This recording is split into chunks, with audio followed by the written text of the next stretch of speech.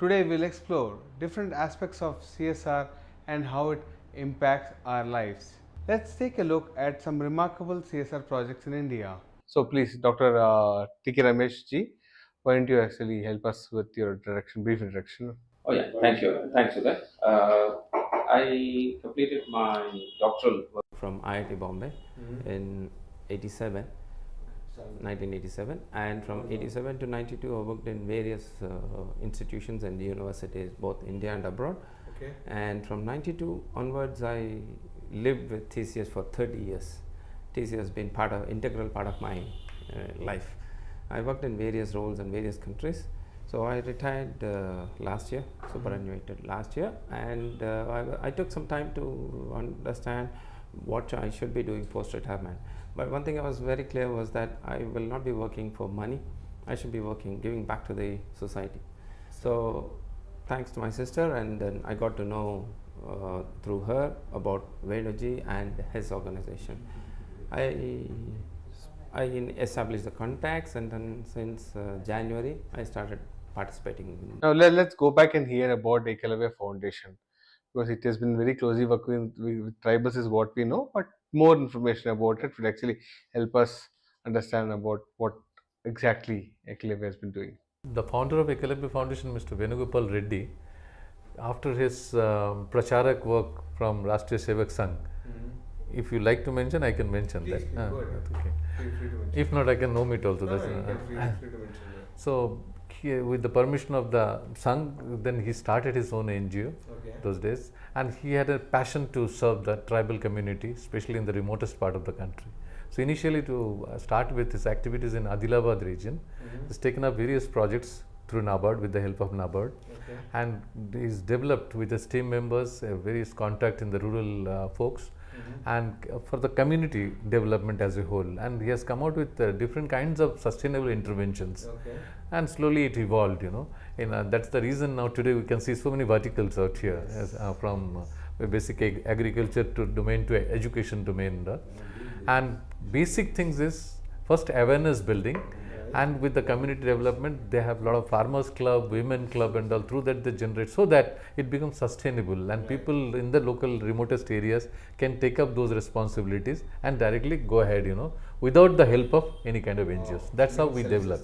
Yeah, Excellent. make them self-sustainable. Very nice, sir. Thank you so much for explaining about Ekalavya, what it has been doing so far.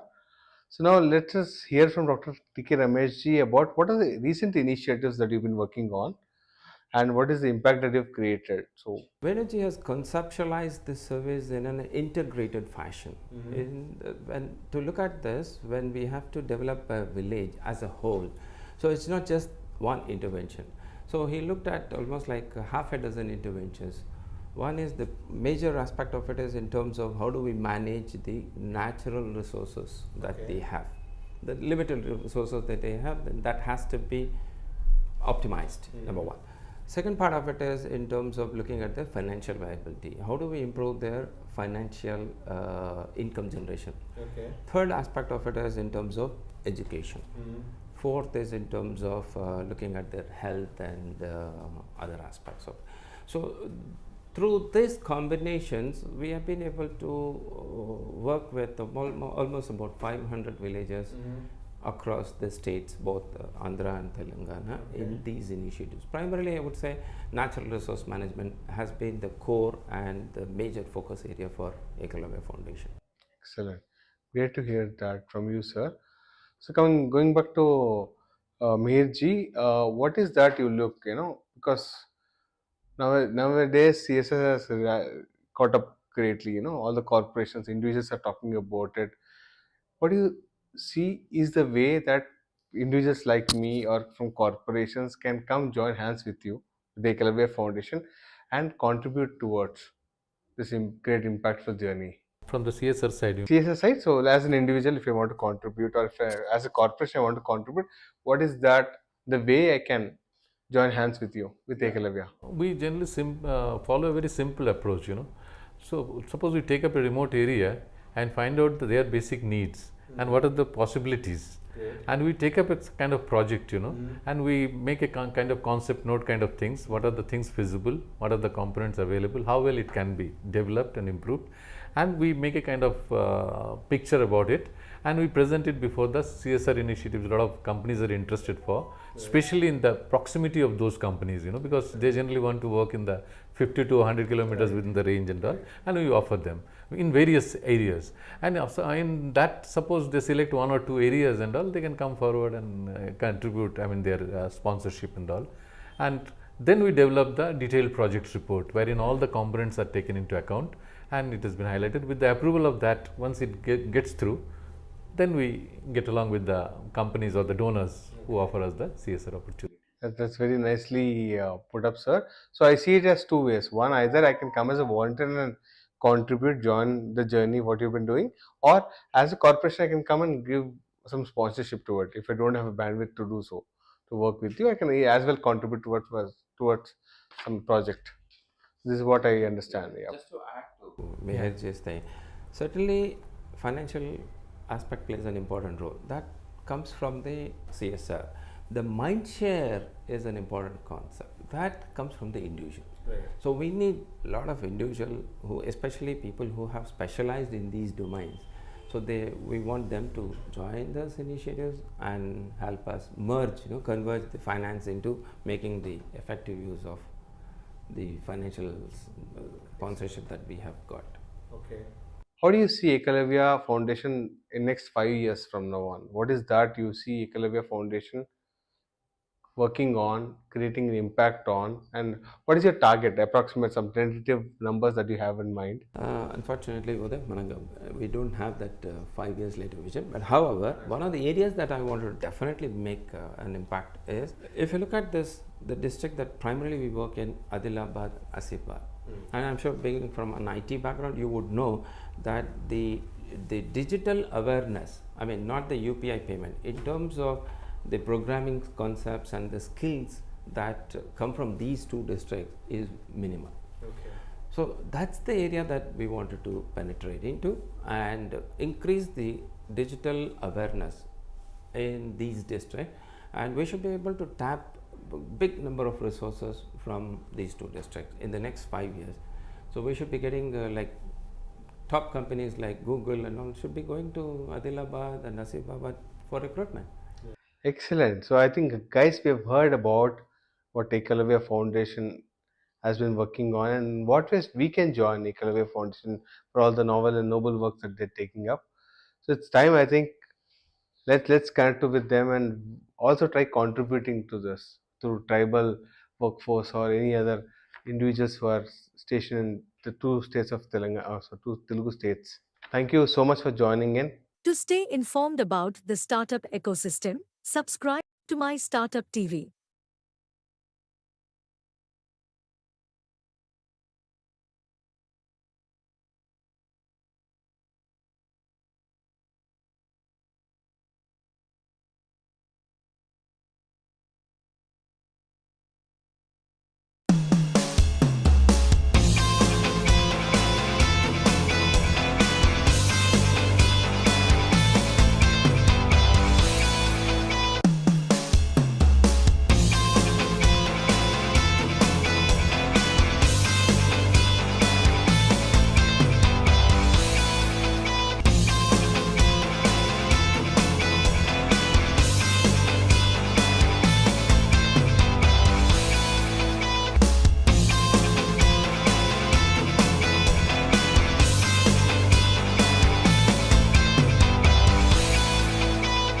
STPI has a not-for-profit sister organization called STPI Next, and STPI Next is responsible for innovation, for creating innovation hubs all over country. So there are about 14-15 such similar centers of entrepreneurships in Hyderabad, in Chennai, in Pune, in Bhubaneswar, in Delhi, and a lot of other places. There are actually 8 separate COEs in the Northeast itself.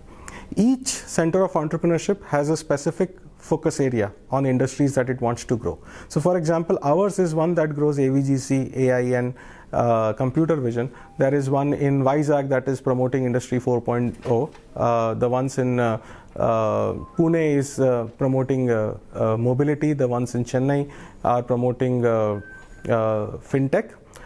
So each COE has multiple use cases, different industries, different focus areas where these are happening.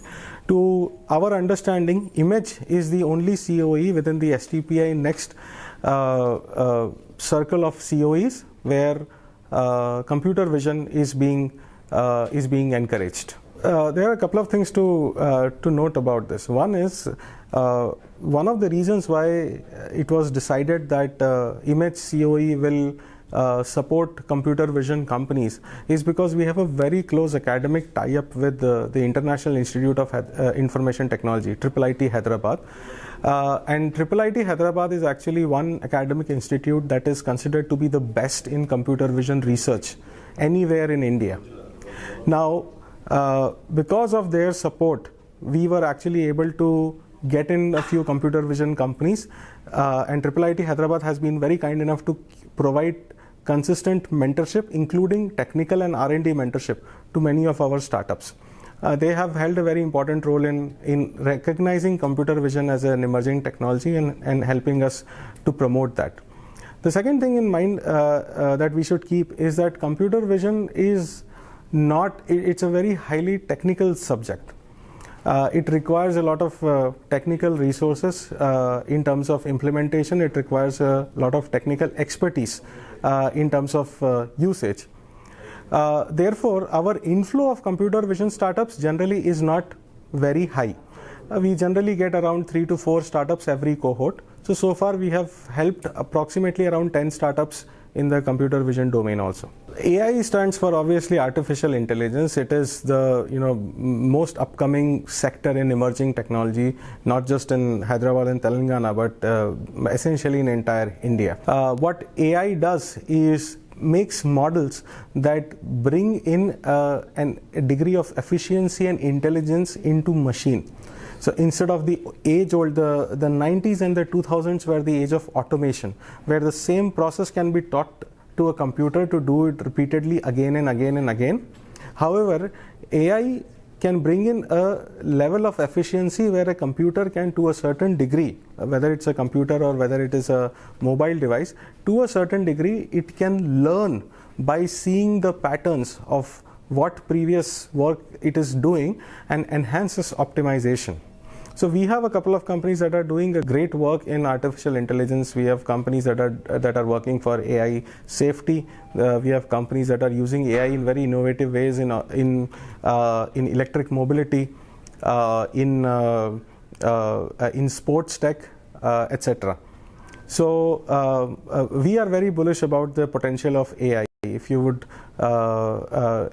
remember, just a couple of months ago, our government in Lok Sabha has passed the data protection bill, and we foresee that AI is going to play a very significant part in ensuring that that our industries can innovate as quickly as possible to ensure that general social good is happening. So we see AI as a very critical part of that. Computer vision is a sort of a it's a side track to artificial intelligence, where artificial intelligence is used through vision. So essentially through your cameras, through phones, through the cameras in your phones devices to detect objects and then use those objects in an intelligent way using artificial intelligence. That is what computer vision does. So we actually have companies that are doing some very, very cool stuff in computer vision also. We have companies that are helping people train to play sports like cricket and badminton better using computer vision. We have companies that are developing products that can take a kind of a mini MRI of your brain just by using a handheld device. So those are the kind of use cases that computer vision has. To stay informed about the startup ecosystem, subscribe to My Startup TV.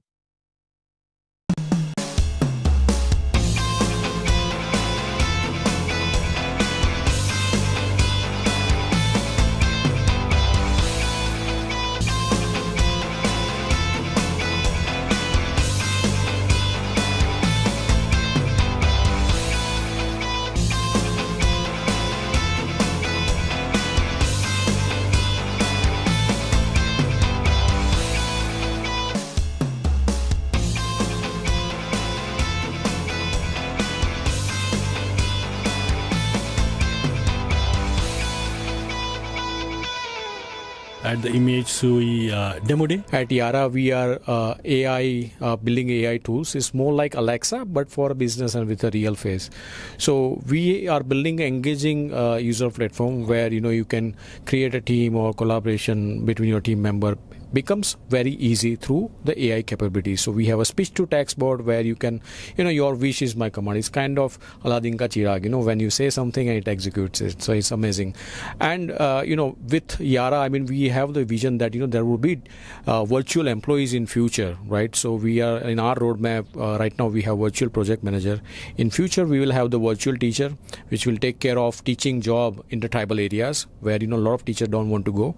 Similarly, we will have the virtual salesman where if there is a physical store and you shut it down on 8 p.m. you will have a virtual salesman doing your job even after your shop is closed. How easy or uphill task is being an entrepreneur, and especially an early stage entrepreneur? So being an entrepreneur and early stage startup, I would say, I think, the financial part is the biggest challenge for most of the startup, which is where Image COE is doing hand holding. So I must congratulate them for doing this upheaval task. And secondly, I think, if I have to advise, the government and, the agencies who is working in this segment, they should have some sort of marketplace where all the startup can list out their products so that, people like Amazon, they have a very good scale of economy advantage, or they have the deep pockets. But the startups, they don't have that much money to market and sell their product. So maybe some sort of platform where people can put up their offering and at a discounted rate. That would be great to have. Right, thank you. And just one quick question: what makes a perfect pitch? I think it's you need to have a closely knitted story back with the financial data. So at the end of the day, investors are there to make money. So if you can help them visualize that they can make money by investing in your startup, I think that would help them. To stay informed about the startup ecosystem, subscribe to My Startup TV.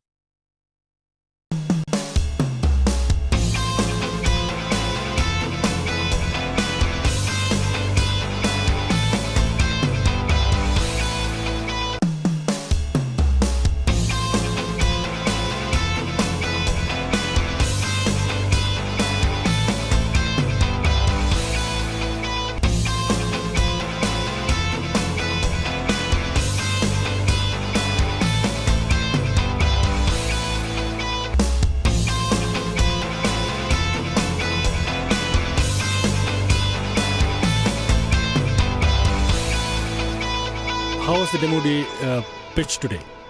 Yeah, it was wonderful. Especially, I like the point that there are multiple VCs who had come to understand our startup, and it was definitely encouraging. They were trying to understand the challenges that we have, and it was encouraging. Well, fingers crossed till we get the report from them. Right. How has been the entire cohort of STPI, the COE? I have liked it personally. One of the fundamental things that I've liked it like this, probably this is the way it is going on after COVID, but again I liked it because there was a chance that we staying remotely from Bangalore could attend all the sessions as if we are there in person in Hyderabad. That was the best part of it. And the second important point is it was not just the AI companies. I own an AI company. It is also the gaming companies where innovation is there. So I liked it. Generally, when you talk about innovation, it is only one type of companies, right? Either AI company cohort or maybe IoT company cohort. But here I see both the gaming and AI companies. And the people, the team over here was also very supportive. They were proactive in letting us know that different types of conferences. They were also trying to proactively, they were trying to collaborate with the international cohorts. Like recently, a Russian cohort, they wanted us to be part of it, and I think that is very encouraging for startups. Any suggestions to other founders in terms of pitching or in terms of incubation centers? Other founders, I think they have to also apply for Image COE if they are in the AI front or the gaming front. And about VC funding, I don't think I'm in the right position to suggest them till I get VC funding from companies. So Fingers crossed. fingers crossed, yes. Thank you for talking to my startup team. Thank you. Thank you. To stay informed about the startup ecosystem, subscribe to My Startup TV.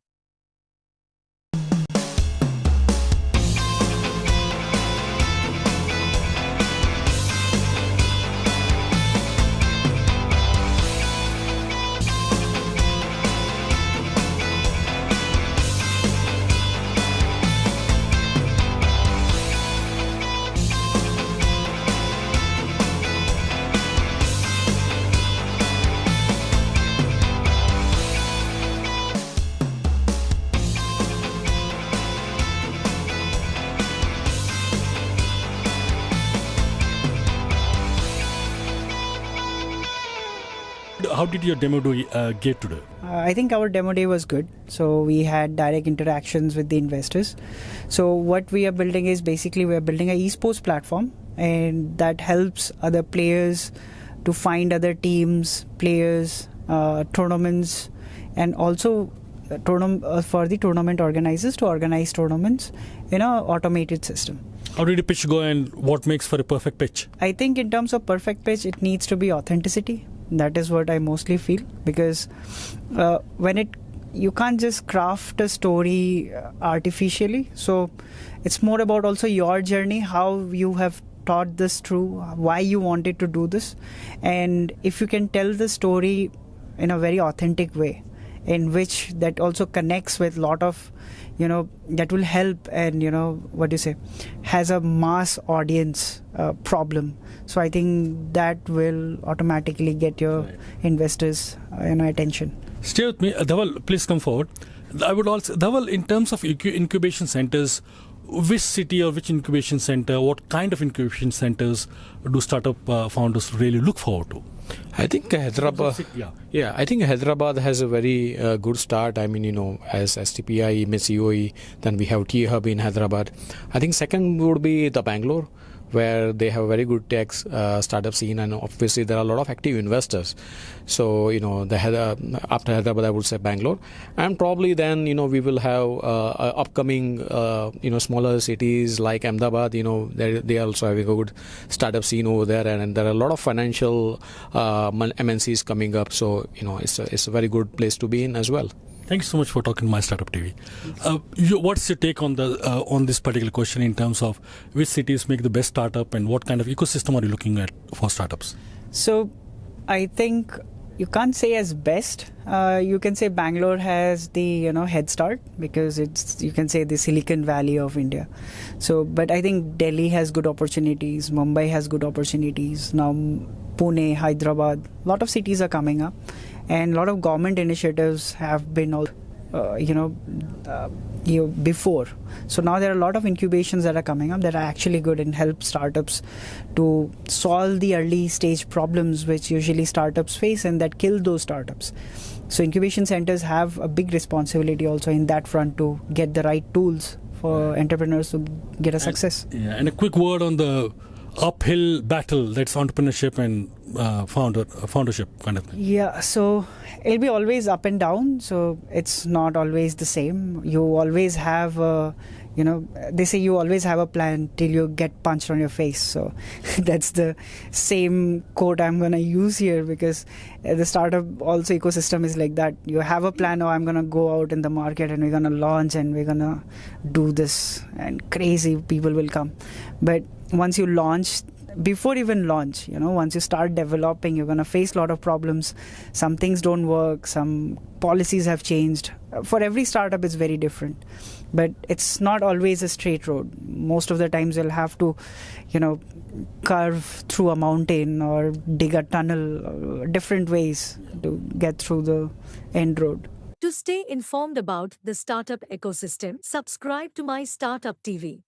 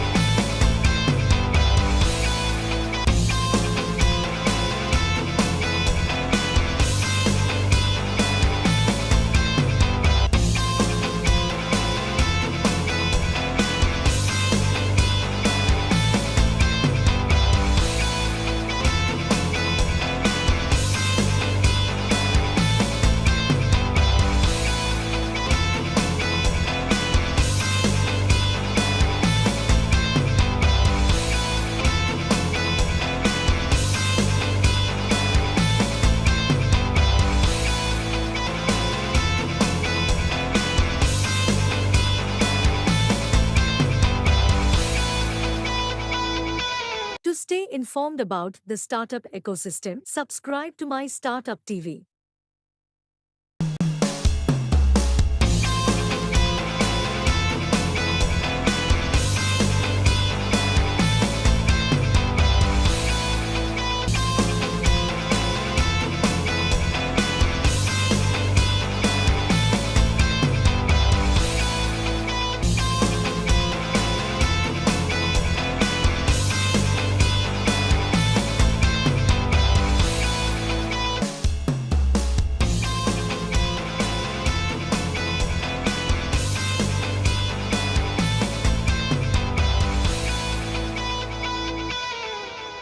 Hello and welcome to My Startup TV. I am at Image COE Startup Demo Day. What happened in the rooms on the other side? Which is an edtech startup that's developing digital tools to enhance self-image as well as communication skills amongst our users.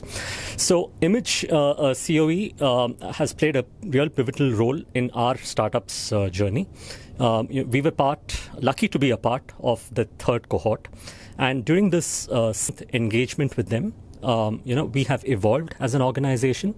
We've been given the requisite frameworks which are needed, to put our startup on the path to success. Today's demo day was an opportunity for us to showcase, all our learnings into, a demonstratable product. And also look at winning interest from potential investors. Do you have, as a startup founder, do you have any suggestions for people who want to join a particular incubator, probably the way they can pitch? An incubator really plays a pivotal role, in a startup's journey. It's beyond just offering, physical spaces, for the startup team members to work, but more than anything, I think the mentorship which is offered, also backed by, some sort of financial support, especially for early stage companies, this actually becomes the oxygen that will actually propel them to greater growth. Are you someone who can engage an audience, right? Are you able to tell a story in a real compelling manner? Are you able to influence, the stakeholders, to swing their opinion, their thoughts, in favor of your organization, right? So make a compelling story, make it exciting, be a cut above the rest, be a little unconventional. That is what I would suggest. To stay informed about the startup ecosystem, subscribe to My Startup TV.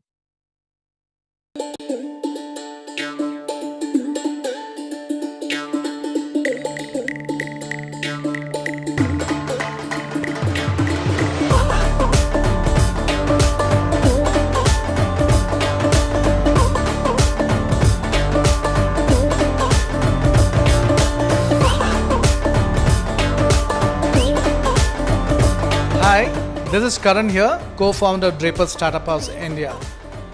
For Draper Startup House, this day today has been a very, very transformative day. This is the biggest and the largest property for Draper across the 20 countries that we exist. It's the largest co-working and co-living. We are around 108 beds with 250 working seats. What does that mean for Telangana? That means we are creating a community for entrepreneurs to live and also work together. We inspire entrepreneurs, we connect them, we enable them. And how do we do that? By doing workshops, panel discussions, and hackathons, and collaborating networking opportunities for people to come together. So what will happen here today is great for Telangana. Why? Also is because the government also enables us. Government is helping us to do these kind of exploratory community living spaces. So at Draper Startup House, we believe collaboration is the only way to grow together. Today has been like a, I would say, transformation for what Draper stood to, like in 2020. We were just 5 properties. Today, 20 plus, and we are still growing. We want to go with the India growth of economy, which is going big, and this is the decade for India. Another 20 years, I would say, is going to be a lot of growth. India is growing, startups are growing, and at Draper Startup House, we see that happening too. And we are looking at least 10 to 20 properties in coming 2 decades. And that's our vision. So we have been just in Bangalore, the Silicon Valley of India. Right now, we feel Hyderabad is kind of catching up. The infrastructure, the government support has been so immense. We felt it is a right place for us to be there and to enable this ecosystem for startups. So how are we doing that? We're getting like-minded entrepreneurs, startup founders, people who are inclusive in the startup ecosystem. To how are we doing it? We are making this co-living and a co-working concept cooler and to be very inclusive. And that way, we are enabling this ecosystem even more to help the government here in Hyderabad to actually create this impact for startups. So here, entrepreneurs can live, collaborate, connect, and also get inspired while they're living and realizing the dream of turning that idea to a business. So this property right now where I'm sitting here is the largest for the Draper Startup House across the 20 properties. So it's a big day for us. I'm so excited. I'm also excited for the India's growth and also excited for Telangana. And I'm there here, and you'll find me here to talk to entrepreneurs to make it happen. So we are open to start the Draper Startup House across India, north, south, east, west. We are doing that. So Hyderabad was the closest because the way the government support is been immense. So we are looking at Goa, we're looking at Kochi, we're looking at Chennai, we're looking at Pune, we're looking at Gurgaon, we're looking at Mumbai, and also in Odisha. So we are talking to stakeholders and decision makers who are passionate to grow these communities in their respective cities across India. I'll be happy to talk to them, see how we can grow this community in their respective places and respective cities. I'm more than happy. I'm reachable at Draper, and you can note down Karan at Draper Startup House. Be happy to answer those queries, calls, or just ping me. I'll be happy to take this discussion forward. That this way we can collaborate and grow. To stay informed about the startup ecosystem, subscribe to My Startup TV.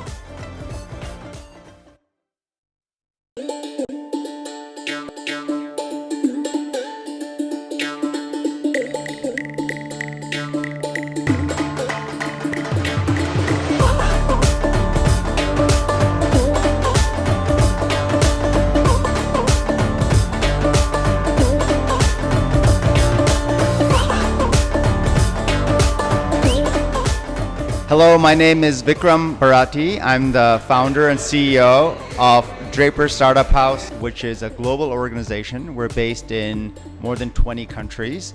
We have a very big history of venture and building startup communities. But essentially, we exist to do two things. We are in the business of human capital development and economic development globally. And these two things are very much interconnected, and they are combined together. And the way we envision executing on these two things is that we have a very strong vision and mission, which is to help create 1 million new businesses in the world in our lifetime. And by doing so, these two things come together, and we execute on this by essentially doing three things. We build physical startup houses and startup communities around the world that brings everyone together. We invest in companies. And the third thing is education. The whole idea is to get people to upskill and learn new things. And so these three things help us to create more businesses around the world, which we feel is the way that we will contribute to making the world a better place, a more peaceful and prosperous place. Draper Startup House has been operating in India, in Bangalore, for the last few years, and that model of the startup house has been very successful. And so now we realize that this is a model that we can grow in different parts of India and across all of India. So we chose Hyderabad as the next launch destination because A, we found a very good partner who wanted to do this, and because it was the right partner, we decided to do it here. And also, Hyderabad is the up-and-coming startup ecosystem or community in India, and I think the timing is right to put something like this in Hyderabad. But then our goal is to replicate this in 10, 15, 20 cities across India. But our first destination is Hyderabad. So we're very excited to be here, and we really hope that this place will be full of startups from all over India, actually all over the world, because we are located in all over the world, that they will come here and not only build their companies here, but also meet new talent, recruit new talent, etc. Our concept or our idea of investing is to be investing in the future. So we don't necessarily look at things that exist today, but we try to ask ourselves, what is the future? What is the innovation that will happen in the future that we can't even imagine today, but if it does come to fruition, it will change our lives. And this has, I think, been the case in every transformation in history. There's been new technologies that come that at the time people don't understand. It's sort of like when the internet came. People did not understand it, but it transformed our lives. And so we feel that the way we can kind of really move the needle is to be investing in things that are going to build the future. So we look for things that are very new, things that maybe are very misunderstood, things that you may take 3-4 takes to try to understand, and then once you do understand, it becomes so obvious. So those are generally the things that we look for. Now we're sector agnostic, but we're really looking for the new, original, fresh ideas that will help build the future. And we are early stage investors, so we write 100K, 150K checks. We're usually the first check in these types of companies. To stay informed about the startup ecosystem, subscribe to My Startup TV.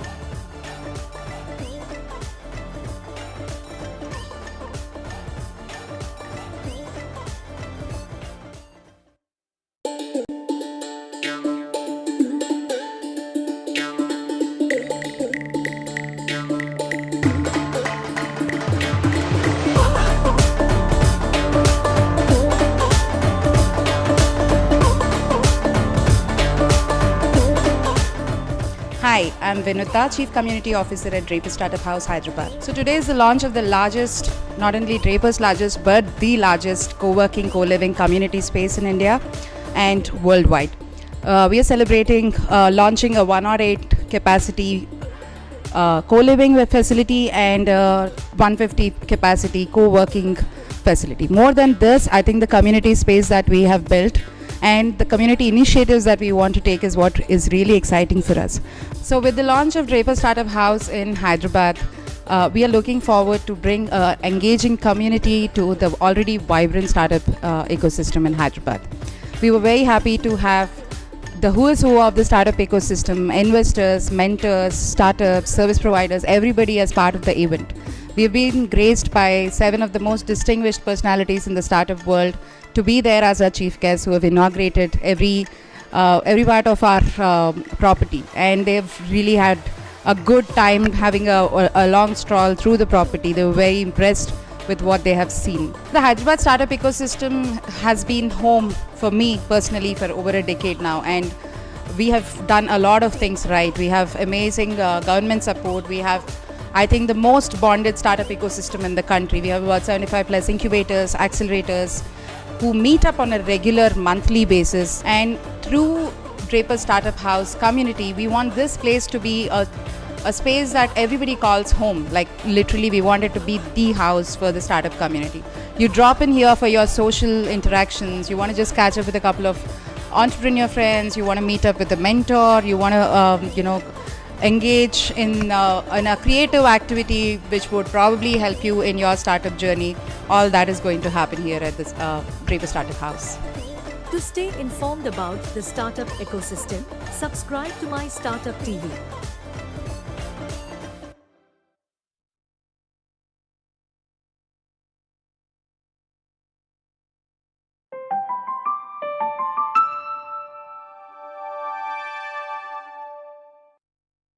Thank you, Anupam, for being here. And I think we all seen the kind of effort being put in by the students of IIT Kharagpur. And we hope today's interaction with Anupam would be very fruitful for all the people sitting here, and also all the people watching a live telecast on mystartuptv.com and other students. Anupam, your journey has been interesting. And I know there are some videos I saw of yours, but it's complete social media blank of yours. We'll be asking about that. Tell us, how did your entrepreneurial journey start, and which was the year you decided that you want to set up and become an entrepreneur, and you want to become an entrepreneur in the edtech sector?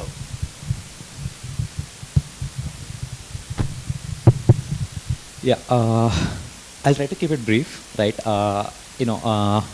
We can keep it open for them, right? So, to talk briefly about ourselves, for us, 3 of us, Nestwave is co-founded by three of us, myself, Rahul, who is incidentally alumnus of IIIT Hyderabad, and then Sashank. So 3 of us used to work together in an incubator based out of Hyderabad previously, right? So during that time, three of us were actively hiring for different roles at the previous company that we were working for. So one thing that was really,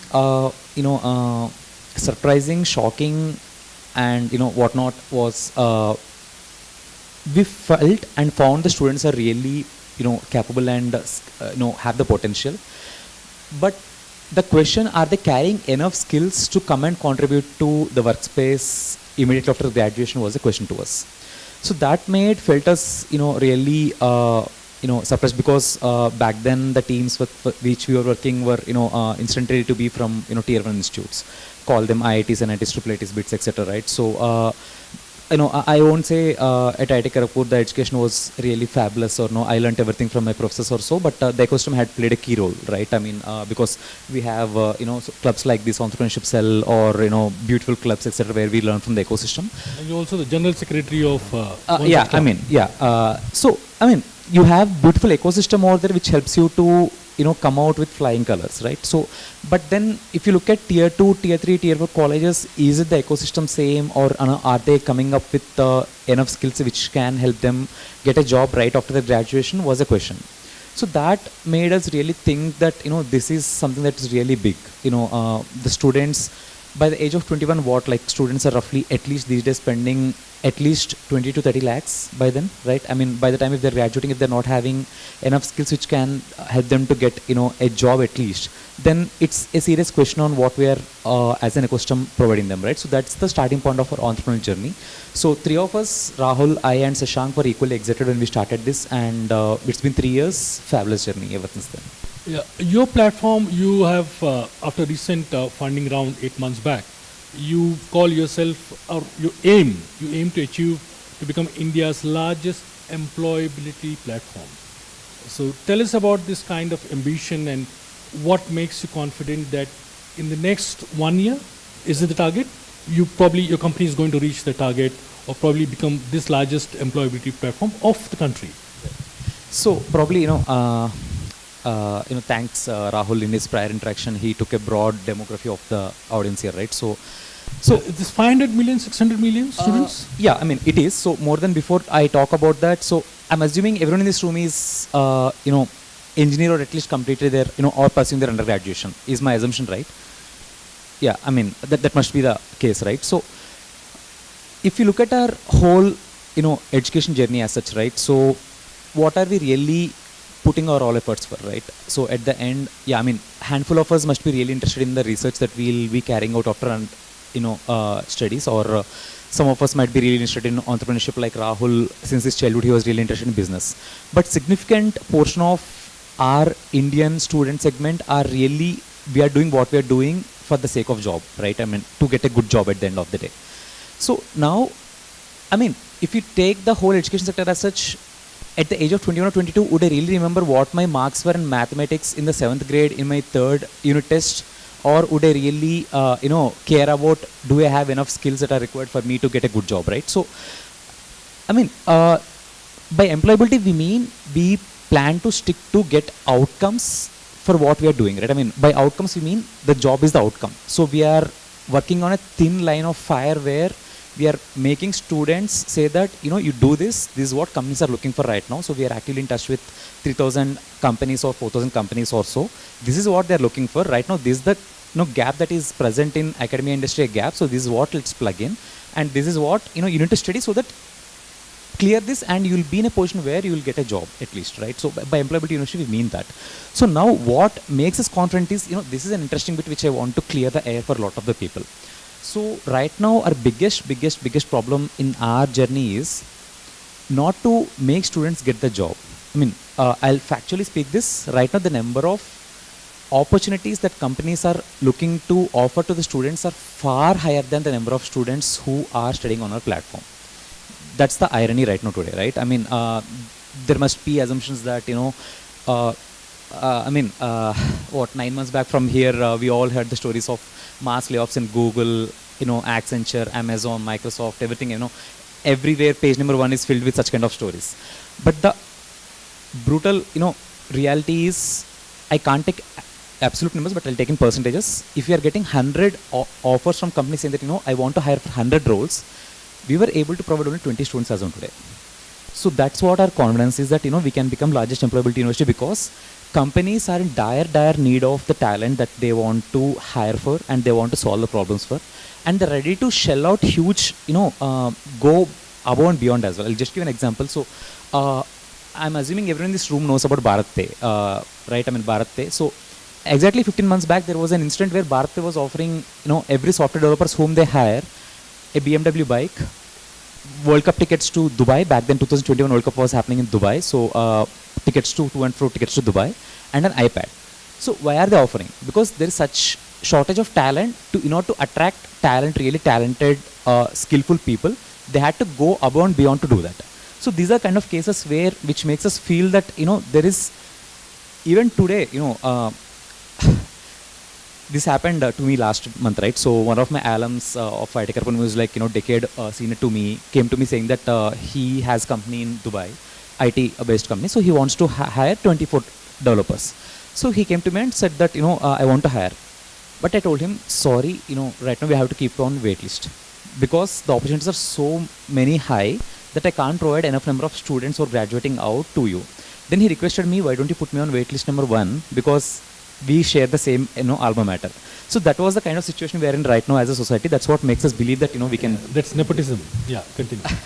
Not nepotism, but familiarity, whatever we call. That's how the society evolves, right? Yeah. So that's what makes us, believe that there is very huge void in this space that needs to be filled, and collectively it's responsibility of not just, us, but bunch of players. There is a requirement for us all together collectively to help Indian youth coming out from the colleges to make them employable, right?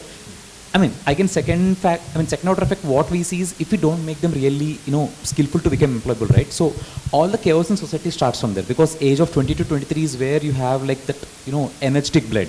So they're really, agitated with society or education system, and that leads to all the disturbing elements in the society as well. So this is the second order effect that we are very good, not just, the straight line that we're looking at. Admirable. But the premise of Indian youth, especially engineers, not being really up to the mark in terms of what the corporates want or what the market really wants, is a well-known factor.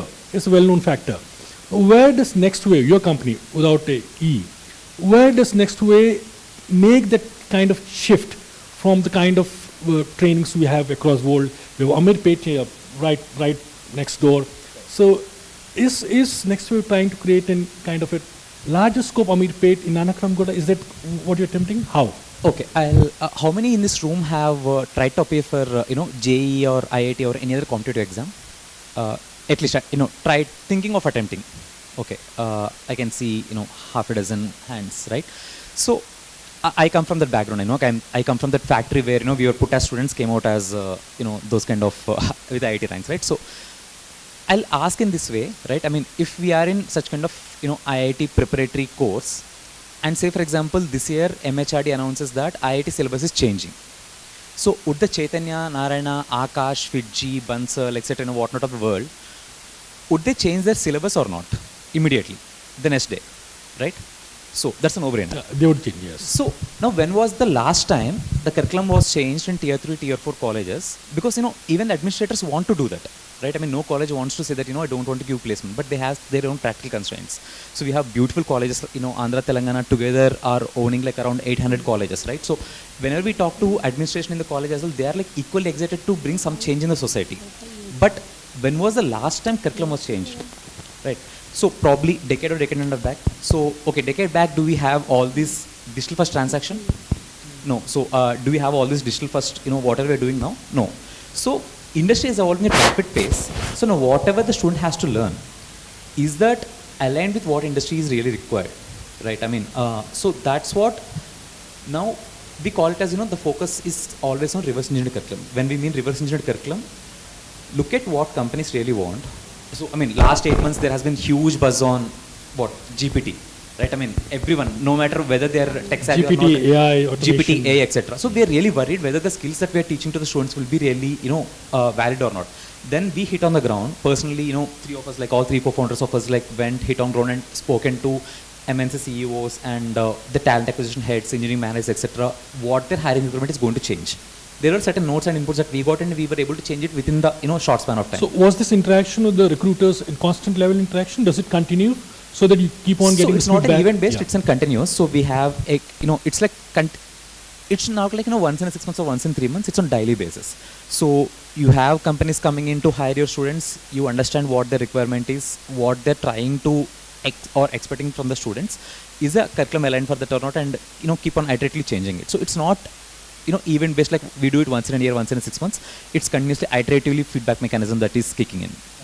So Anupam, I have in Next Wave's basic idea of getting students to come to a platform is that you have a large number of testimonials coming from students. Very few of their online presence actually has either Anupam or any of the two co-founders speaking. Is this method of getting in students to come to a platform a very studied method? Because there's absolutely huge number of testimonials on your platform. So, I see when Rahul was interacting earlier. Probably explain the kind of testimonials. Yes, I'll come to that. See, what we strongly believed in is India is a place where probably having a brand ambassador like Kohli or Salman Kaur or Hrithik Roshan, more than that, what my neighbor or benchmate is saying is much more important to me than what Virat Kohli and Salman Khan are saying to me, right? So say for example, all of us are sitting in a classroom, right? So for time being, let's forget all our age difference, etc., and assume we are all sitting in the same classroom. I'll take the example of what happened in our case, and I definitely believe this is going to be helpful for every entrepreneur, budding entrepreneur sitting in this room. Say for example, we are all sitting in the same engineering classroom, and all of us are like happy, chill buddies, where we go to first day, first show on Friday, bunk the classes, mass bunk, plan, holiday trips, etc., everything, right? And all of us are like really close buddies. Say for example, tomorrow all of a sudden, Sunil comes to me and shows me his mobile and says that, hey dude, like I built exact clone of Swiggy, which looks like exactly Swiggy, but built by me, or exactly clone of YouTube, which is completely built by me. So what will be the reaction of this complete room that is here? I would say nothing less than wow, right? Because all of us are sitting in this classroom, all of us, are like chilling, just one night batting before exams. That's typically what we do in undergraduation days, right? Tomorrow Sunil comes and shows me that he has built an YouTube clone, which has like absolutely, you can't even differentiate between whether it's YouTube or Sunil's YouTube, right? So then obviously next question from all of us is, dude, you're like all of us sitting in the same classroom, sitting on the same bench, listening to the same class, bunking the classes, chilling, enjoying, everything is same, but how come all of a sudden you build that? Your answer will be obviously Next Wave, if you're a student of Next Wave, right? So then the kind of impact that it creates in the whole room is something that we can't even achieve by spending $1 million by having a brand ambassador like Virat Kohli or whatnot, like RRR, Stardom or etc. We can't get that kind of impact where everyone is like, wow, I want to get into that, right? So Cred founder Kunal Shah explained this very well. So India is a place where it's a low trust economy. By low trust economy, we don't trust people very easily. We trust only when someone we know very well endorses it. Right. So how did you manage to come across this huge number of testimonials on your platform? And always it happens that the people who are speaking, the students who are speaking, the undergraduates who are speaking, they may not be necessarily so voluble or so articulate in terms of expressing the kind of advantages which your platform is giving them. So how do you recalibrate the kind of responses you're getting before you put it on the platform? Again, this is just continuation of my previous answer, right? So